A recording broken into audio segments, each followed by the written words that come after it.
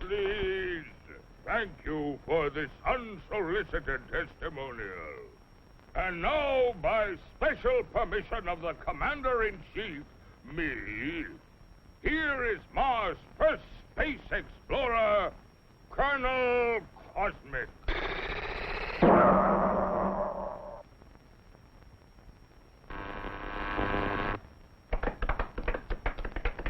I can't tell you how happy I am to see your smiling faces once more. First, let me say that this trip was made possible only by our dauntless chief, Og the Magnificent, introducer of Og Power, which runs most of our industry, and inventor of Og Speed, which doubles the original Og Power. A short time ago, the master was having trouble with the state limousine. He had, of course, developed the explosive charge.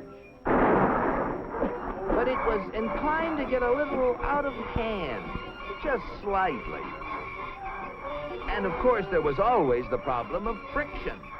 Parts rubbing together, heating up, and causing all sorts of trouble.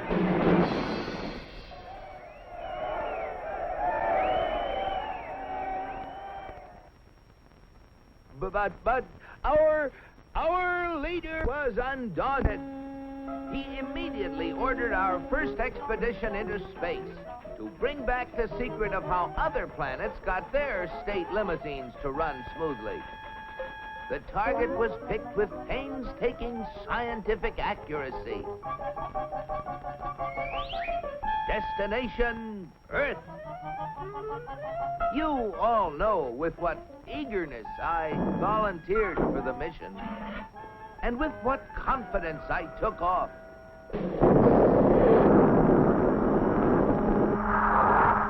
I took careful bearings and set out for my goal. It seemed no time till I was approaching a country of Earth called, the United States of America. I set her down like a feather.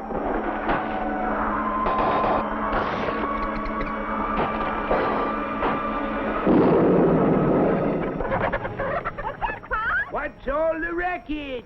Naturally, I protected government property by making the saucer invisible. They're after the chickens, Ma! And though the natives showed great interest in me, I decided to make myself invisible, too.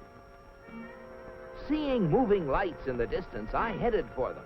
What phenomenal luck! I had landed close to what seemed to be an endless procession of state limousines.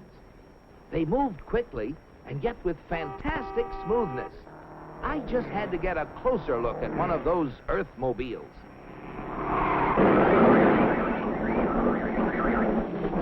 Just as I thought.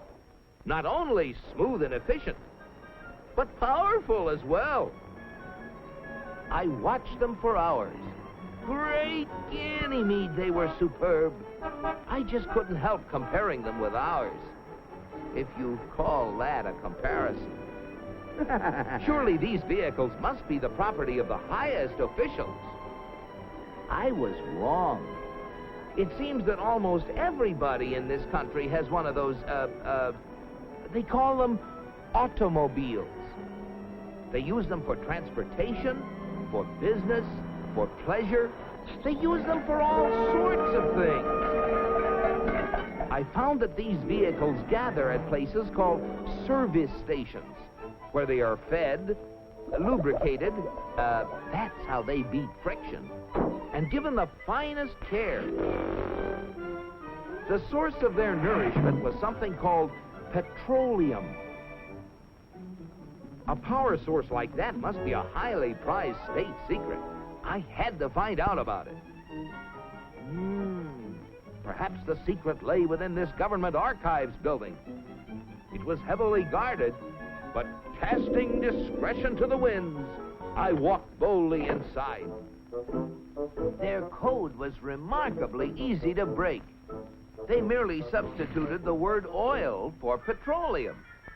And I soon got hold of a veritable mine of classified information. I began to assimilate the material. I soon found out that though petroleum products are easily found anywhere, petroleum itself is a very elusive substance.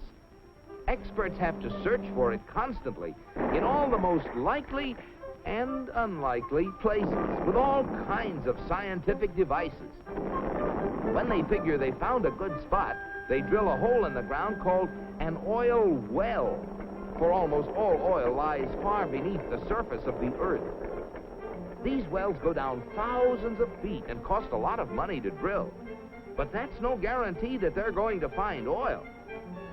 Matter of fact, in exploratory drilling, only 1 well in 9 finds any oil at all. Only 1 in 44 recovers enough oil to pay for itself. And only 1 in almost 1,000 makes a major discovery. Pretty big odds. Yet America's proved reserves, the oil supplies still underground, have kept increasing steadily. I couldn't imagine how this ever-increasing supply of oil was achieved until I found out that there's not just 1, but thousands of oil companies, all competing with each other to discover and develop new sources of oil. For believe it or not, in the USA, anyone who is willing to risk it can drill for oil. But oil discovery is only part of the story. Once they get oil out of the ground, it has to be moved through pipelines, on ships, or in tank cars to fantastic processing plants called refineries. Crude oil goes in, and great Jupiter, the things that come out. Gasoline, for example, the most efficient mobile power source on Earth. That was the stuff that powered all those cars and trucks. And asphalt, which makes smooth, durable roads. It seems that oil not only runs cars, it even gives them something to run on. Another oil product is the diesel fuel, which runs giant trains across the nation. In winter, fuel oil made from petroleum brings warmth and comfort to millions of homes. And still other fuels help defend America's shores and skies. From refineries also come the lubricating oils and greases that keep the wheels turning in America.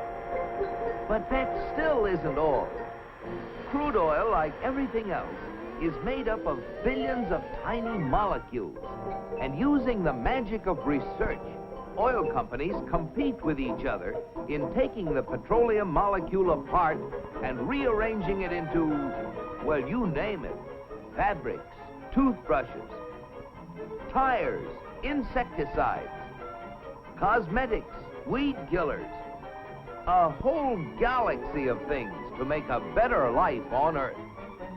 And you know, it isn't just oil companies that try to outdo each other, competing for the customer's dollar. The same story is true of almost every successful business enterprise in America. The result?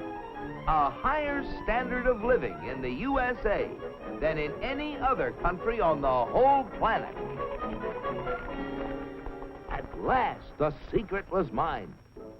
And now, to get proof of my discovery, smuggled past the border guards. In spite of my infinite precautions, one of them became suspicious and gave the alarm.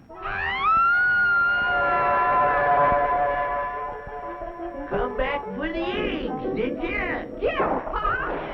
And so, with the fond farewells of the natives ringing in my ears, I took off once again for Mars. My landing was a little bumpy, but I saved my precious cargo. Yes, I brought the secrets back with me, And here they are. The big secret is, of course, oil, which has brought a better life to all the people in the USA.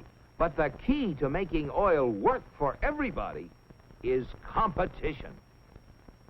Fellow Martians, I thank you. Very interesting, Colonel.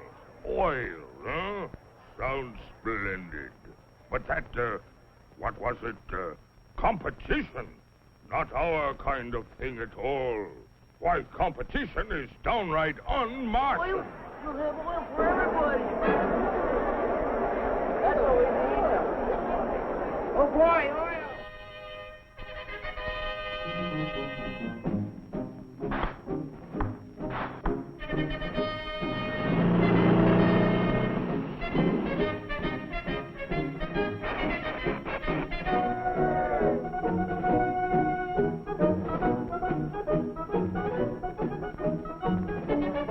Look at them. You know what this means, Cosmic? You bet I do, Og. It means that you're through. So why don't you get lost? Yes, the real secret is not only a great source of energy, but also the freedom to make it work for everybody. And if you have both of these things, any goal is possible. It's Destination Unlimited.